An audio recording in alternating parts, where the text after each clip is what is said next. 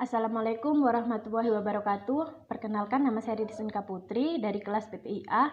Di sini saya menjelaskan tentang jawaban saya untuk soal tugas kedua statistika dasar. Tugas yang kedua terdiri dari beberapa soal, ada A, B, C, D, dan juga E. Oke, kita akan membahas jawaban yang A dulu. Yang A itu kita tinggal membuat sebuah grafik berdasarkan pada tabel 1.1. Yang kedua yaitu saya mau menjelaskan jawaban saya untuk nomor B. Nomor B itu ditanya 1, ada rata-rata dari X1, X2, X3. Ditanya kedua yaitu ada median dari X1, X2, X3. Dan yang ketiga, ditanya ketiga yaitu tentang modus dari X1, X2, dan X3. Oke, untuk jawabannya yaitu untuk rata-rata. Rata-rata X1 yaitu 4,2. Hasil itu dihasilkan dari sebuah rumus. Di sini saya memakai rumus sigma xi per n.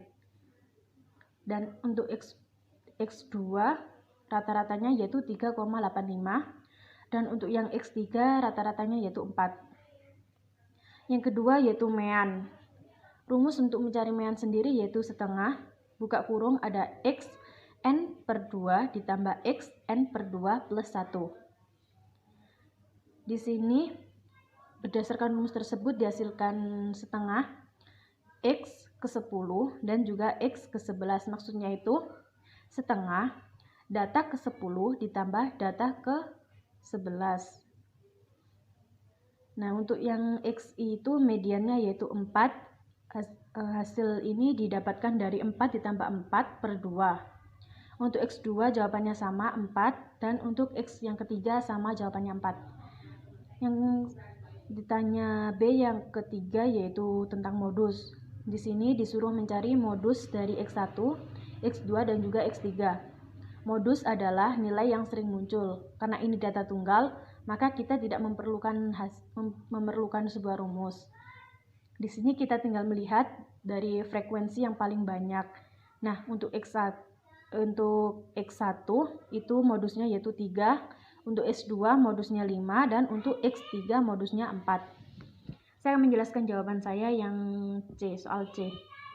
Di sini kita disuruh mencari nilai minimum dari X1, X2, dan X3, terus menentukan kuartil 1 dari X1, X2, dan X3, menentukan kuartil 2 dari X1, X2, dan X3, dan juga menentukan kuartil 3 dari X1, X2, X3, serta menentukan nilai maksimum atau nilai tertinggi dari data X1, X2, dan juga X3. Jawaban untuk yang nilai minimum itu nilai terkecil. Jadi karena ini data tunggal, kita tidak memerlukan sebuah rumus. Untuk nilai minimumnya dari X1, X2, dan X3 yaitu 1. Kenapa? Karena data dari X1, X2, dan X3 itu memiliki data yang sama. Untuk yang kuartil 1 itu dimana Q1 atau kuartil 1 itu mempunyai rumus X3 per 4 kali N sama dengan X3 per 4 dikali 20, hasilnya yaitu X10. Atau kita biasa menyebutnya data yang ke-10. Maka hasil dari X1 yaitu kuartilnya 4, X2 kuartil 1-nya 4, dan X3 kuartil 1-nya 4. Untuk kuartil 2 itu memiliki rumus sama dengan kuartil 1 yaitu X3 per 4 kali N, di mana X3 per 4 dikalikan 20 menghasilkan X10 atau data ke-10. Jawaban dari kuartil 2 untuk yang X1 yaitu 4, X2-nya juga 4, dan X3-nya juga 4. Pada kuartil 3 rumusnya sama, yaitu X3 per 4 dikali N, di mana X3 per 4 dikali 20 itu hasilnya sama dengan X15, maksudnya yaitu data yang ke-15. Untuk X1 data ke-15-nya yaitu 6, untuk X2 data ke-15-nya yaitu 5, dan untuk X3 data ke-15-nya yaitu 5. Yang terakhir yaitu nilai maksimum atau nilai tertinggi. seperti yang saya sebutkan tadi, dari X1, X2, X3 memiliki data yang sama, yaitu 1 sampai 7 penilaian.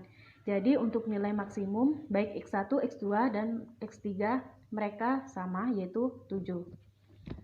Untuk soal yang D, itu diketahui rata-rata dari X1 yaitu 4,2, rata-rata dari X2 yaitu 3,85, dan rata-rata dari X3 yaitu 4, dengan nilai N X1 20, N X2 20, dan N X3 20. Ditanya yaitu simpangan baku dari X1, X2, dan X3. Rumus simpangan baku yaitu lambda akar sigma X1 min rata-rata kuadrat per N min 1. Untuk X1 jawabannya yaitu 1,79. Untuk yang X2 yaitu 2,007, dan untuk yang X3 yaitu 1,68. Dan untuk soal yang terakhir yaitu soal E. Di sini diketahui rata-rata X1 4,2, rata-rata X2 3,85, dan rata-rata X3 yaitu 4, dengan modus X1-nya 3, X2-nya 5, X3-nya 4, dan juga simpangan bakunya X1 1,79, X2-nya 2,007, sedangkan X3-nya 1,68, dengan N berjumlah sama yaitu 20. Di sini ditanya nilai koefisien squeness dari X1, X2, dan X3, dan juga nilai koefisien kurtosis dari X1, X2, dan X3. Untuk X1, nilai koefisien squeness-nya yaitu X rata-rata atau rata-rata dikurangi M dikurangi modus per lambda, yaitu 4,2 dikurang 3 per 1,79. Hasilnya yaitu 0,67. Karena hasil dari koefisien squeness melebihi dari 0, maka X1 condong ke arah positif. Sedangkan untuk koefisien kurtosisnya yaitu seper N dikalikan sigma XI min rata-rata pangkat 4 per lambda pangkat 4. Hasilnya yaitu 1,65. Untuk yang X2 dengan cara yang sama, untuk hasil dari koefisien squeness-nya yaitu min 0,57, dikarenakan ini min dan hasilnya kurang dari 0, maka untuk X2 condong ke arah negatif dengan koefisien kurtosis 1,72. Sedangkan untuk X yang ketiga dengan rumus yang sama dengan X1 menghasilkan koefisien squeness bernilai 0 atau posisinya itu netral, dan koefisien kurtosisnya yaitu 1,84. Sekian penjelasan tugas statistika dasar tugas yang kedua. Saya akhiri. Wassalamualaikum warahmatullahi wabarakatuh.